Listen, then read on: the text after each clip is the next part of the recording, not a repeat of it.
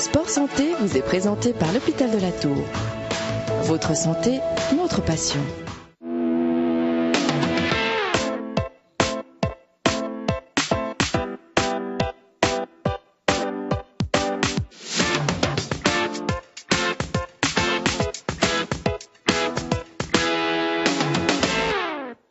Bonjour à tous, bienvenue, merci d'être avec nous dans ce nouveau numéro de Sport Santé. Nous sommes aujourd'hui à Carouge chez New Concept Sport. On va parler à quelques jours de la fameuse course de l'escalade, de chaussures, de course à pied. Est-ce que vous avez la bonne chaussure à votre pied? Tout de suite la réponse en compagnie de Laurent Paonessa.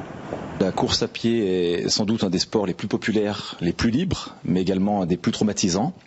À chaque foulée, c'est 3-4 fois le poids du corps qui est restitué sous forme d'onde de choc sur le squelette, ce qui peut induire quelquefois des pathologies, des petites douleurs, voire des choses plus traumatisantes jusqu'à des accidents. Et on s'aperçoit que bien souvent, 80% des blessures viennent d'une chaussure inadaptée, ou trop usée. Et c'est d'autant plus important lorsqu'on démarre la course à pied ou qu'on est populaire, parce que ce sont des personnes qui n'ont pas toujours la musculature appropriée, qui sont peut-être moins en forme, et c'est encore plus important dans leur cas.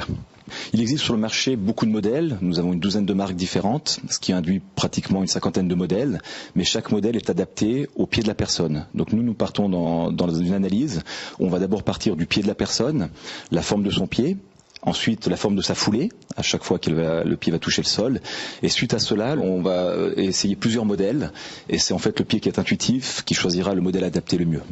Qu'est-ce qu'on voit là? Alors voilà une image, une démonstration valant mieux que tous les discours. Dans la course à pied, on a toujours 3 étapes. Talon, stabilité, propulsion. C'est la foulée traditionnelle du coureur à pied. Ici, une personne vient nous voir en se plaignant de quelques douleurs depuis quelques temps au niveau des genoux. On va filmer cette personne lorsqu'elle court sur le tapis et on s'aperçoit, alors qu'elle a une très bonne chaussure au pied, enfin une chaussure qui est très cotée au niveau du marché, moi je veux vérifier si elle est adaptée à sa foulée et à son pied à lui. Cette personne va poser son pied et là on voit un affaissement au niveau du pied. Donc la chaussure ne fait plus son travail ou n'a jamais fait son travail, c'est une chaussure qui n'est pas adaptée à la personne. La malléole rentre vers l'intérieur, le pied est soulevé, les points d'appui ne sont pas respectés et sans doute le problème de genou de cette personne est lié à une chaussure qui est inadaptée. La même personne, 15 minutes plus tard, cette personne a essayé 3-4 paires de chaussures différentes, dans des marques différentes. Volontairement, nous ne sommes pas liés à une marque en particulier, mais on part vraiment, comme je disais tout à l'heure, du pied de la personne. On s'aperçoit que cette personne court et la chaussure fait beaucoup mieux son travail, puisque son tendon reste droit, 90 degrés par rapport au sol. Et là, la chaussure est guidée.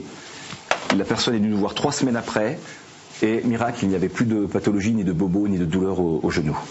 C'est très difficile de donner un chiffre et puis d'estimer le nombre de personnes qui ont des douleurs, mais on s'aperçoit en tous les cas que 70 à 80% des douleurs viennent d'une chaussure inadaptée.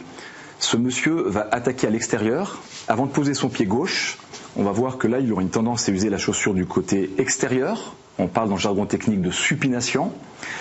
Et que ce soit pour les messieurs comme pour les dames d'ailleurs, c'est d'autant plus important pour eux et pour elles d'avoir une chaussure adaptée, surtout si elles sont populaires, parce que dans leur cas, elles ne connaissent pas parfaitement leur corps, elles sont peut-être moins bien en forme que la plupart des gens élites ou les gens qui ont l'habitude de courir. Et de ce fait-là, la chaussure adaptée est encore beaucoup plus importante. C'est un non-sens de penser que parce qu'on court peu ou qu'on démarre, on prend la chaussure qu'on avait depuis 4-5 ans dans le placard. Et ça, c'est encore plus important pour ces personnes. Comment est-ce que justement les gens qui débarquent dans votre magasin sont pris en charge?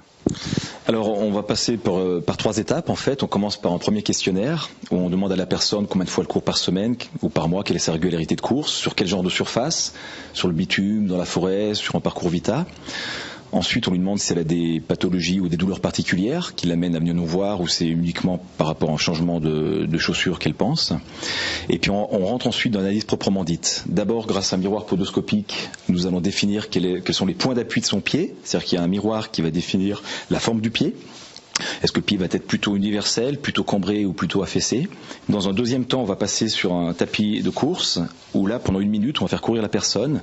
2 caméras, une derrière son pied, une devant son pied, vont filmer sa foulée. Et là, on va regarder traditionnellement comment elle pose son pied au sol.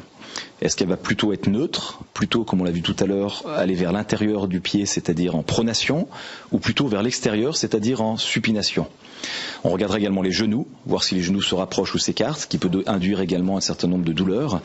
Et toutes ces 2 étapes, en fait, forme du pied plus forme de la foulée, vont nous donner des idées déjà du genre de modèle qu'on va essayer ensemble. Troisième étape, in fine, la personne, on va la faire courir à l'extérieur sur une vingtaine de mètres.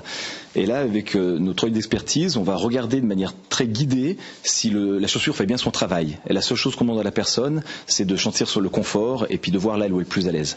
Et au bout de ces 3, 4 essais de chaussures, elle aura le choix de choisir la mieux adaptée à son pied, à sa foulée et puis à son plaisir surtout. Le temps que ça prend, entre 15 et 30 minutes.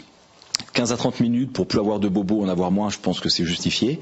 Et puis l'argent, l'analyse est comprise dans le prix de la chaussure, donc contre 200 et 250 francs pour une chaussure haut de gamme, adaptée, qui va durer entre 700 et 1000 km suivant le fabricant.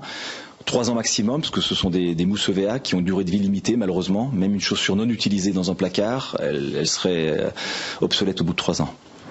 Voilà, vous l'aurez compris, si vous avez un problème de genou ou peut-être de cheville ou alors tout simplement améliorer la performance et avoir un tout petit peu plus de plaisir, eh bien il ne vous reste plus que peut-être à vous équiper d'une nouvelle paire de chaussures juste avant l'escalade. Bonne chance en tout cas à tous les participants. On se retrouve le mois prochain pour parler de sport et de santé. À bientôt, ciao.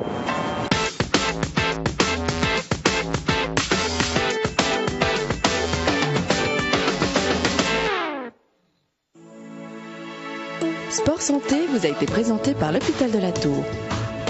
Votre santé, notre passion.